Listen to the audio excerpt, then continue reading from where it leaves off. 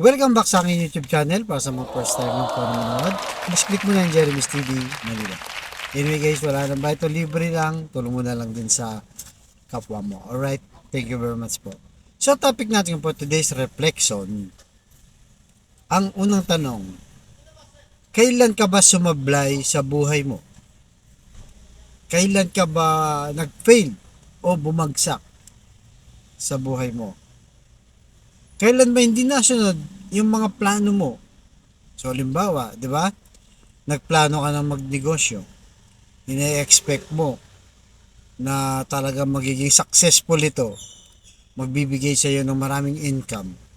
Pero kalaunan ay sumablay at bumagsak lang ang itinayo mong negosyo.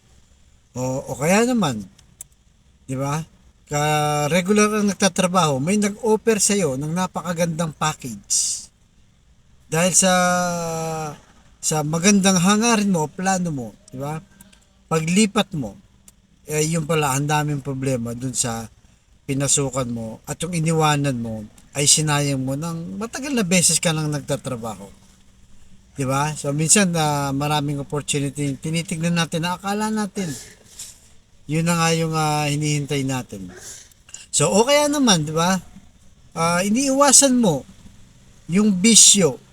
Halimbawa, yung mag-drugs ka, di ba? Siyempre, masama naman yun. Ayaw mo. Pero nalulun ka sa drugs. Hanggang sa naging addict ka na. O kaya naman, ayaw mo magsugal. Pero nalulun ka rin sa sugal. Halos mahubos ang mga pera mo, mga savings mo.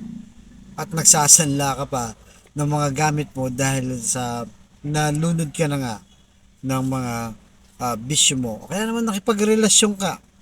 Di ba? Nagplano ka mag-asawa. Ikakasal na lang kayo. Sumablay pa. Di ba? May mga naging problema pa at hindi natuloy yung kasal. O kaya mga plano mo sa mga relasyon mo sa pamilya mo na nagkaroon ng problema, gusto mo magkakabati-bati kayo, pero ang nangyari, lalo lang nagkaaway-away. So marami tayong plano sa buhay na minsan hindi natutuloy. Di ba? Ilang beses man yan. Kaya dumarating sa punto na pinanghihinahan ka na ng loob, ayaw mo ng kumilos, di ba? Nawawalan ka na ng pag-asa, at tingin mo lahat ng gagawin mo na ay sasablay na o magpipid na. So, yung mga sinabi natin, yung mga taong maiksi lang yung pananampalataya sa Diyos. So, sabi sa Kawikaan, chapter 24, verse 16, ang taong matuwid, mabuwal man ng 7 ulit, ay tiyak na makakabangon ulit.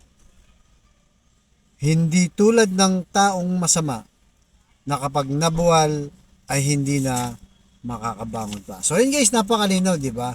Ang tinutukoy sa atin dito ay kung may relasyon ka at matatag ang pananampalataya mo sa Diyos, kahit sabi dito, kahit ilang beses kang madapa, 7 beses man yan o higit pa dyan, ay kaya-kaya mong bumangon dahil unang-una alam mo, di ba? Alam mo sa sarili mo na may Diyos ka.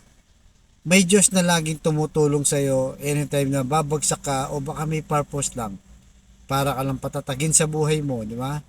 Sa relasyon mo, sa negosyo mo, sa trabaho mo, at kung ano-ano pa mga problemang na-encounter mo. So, ibig sabihin, hindi ka nawalan ng pag-asa. Lalo ka pang tumatag. Kaya sabi dito, ang mga taong matuwid ay paulit-ulit mang madapa ay tumatayo pa rin.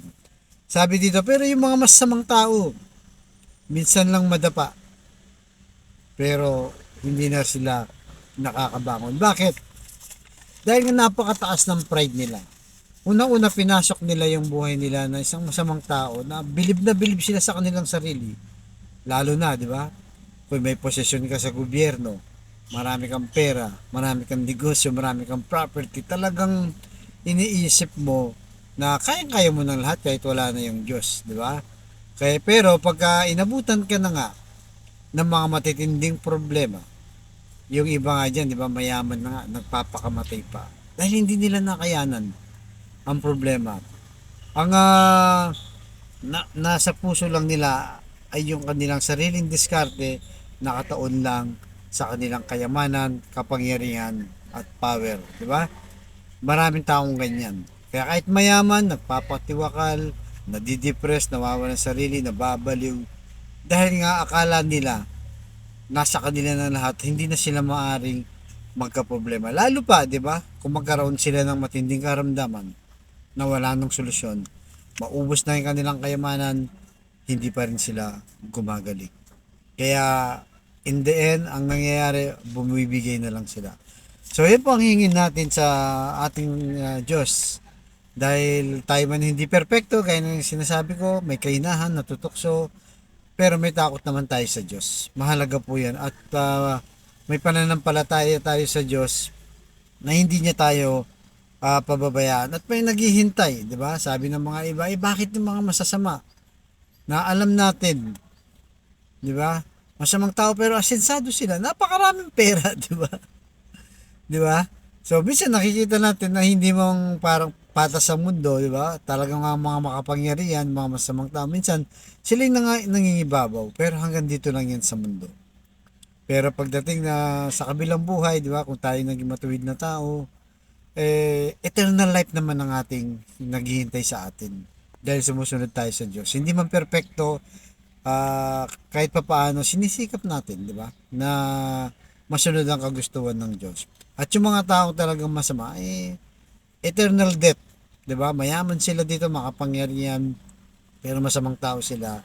So, may naghihintay din sa kanila na eternal death. Kaya po ang ating hingin sa Diyos, lumapit tayo sa Diyos. Ilang beses man tayong madapa, manampalataya tayo, huwag magwalan ng pag-asa, nandyan ng Diyos. 'Di ba? Naghihintay lang sa iyo. Maraming beses sa Bible na mga kwentong nasira ang buhay, tumalikod sa Diyos, pero kalaunan, humingi ng tawad at pinatawad ng ating Panginoong Jesus. Kaya sa kapatid nating nanonood sa aking vlog na may matinding karamdaman, problema sa pera, problema sa pinansyal, at problema sa kalusugan, sabayan mo ko sa napakasimpleng dasal na kung ikay maniwala, at lalo na kung ikay manampalataya sa ating Panginoong Jesus sa kanyang pangalan, ay tsak yun, ay kanyang ipagkakaloob. Ano man ang kahilingan mo, sa tamang panahon ay kanyang ibibigay. So tayo po manalangin mo, Lord, i-bless niyo po kapatid naming nanonood sa aking vlog na may dinaranas na matinding pagsubok ngayon, pinangihinahan na ng loob, bedridden na, Lord. May taning na po ang kanyang buhay. Stage 4 cancer na, Lord. Ipuin niyo po, Lord, ng iyong mapagpagaling na kamay. Haplusin niyo po, tanggalin niyo po yung kanyang karamdaman para bumalik ka kanyang kalakasan para sa kanyang pamilya. Ganon din po sa relasyong nasira na, Lord. Nagkawatak-watak dahil sa hindi pagkaunawa. Ibalik niyo po muli ang magandang relasyon at pagbigkis-bigkisin niyo po muli. At lalong-lalo na, Lord, sa pinansyal po na kailangan po naming lahat. Lalong-lalo na yung kapatid naming walang-wala. Ultimong pambili ng 1 kilo ng bigas, Lord, para sa kanyang pamilya. Pambili ng ulam, pambili ng gamot, at kung ano pa mga gastusin na pangailangan ng aming pamilya, i-bless niyo po ang aming hanap buhay para sa aming pamilya. So ang lahat ng ito hiniling namin sa matamis na pangalan natin, Panginoong Yesus. Amen and amen. To God all be the glory. Sa ngalan ng mga Thank you very much po.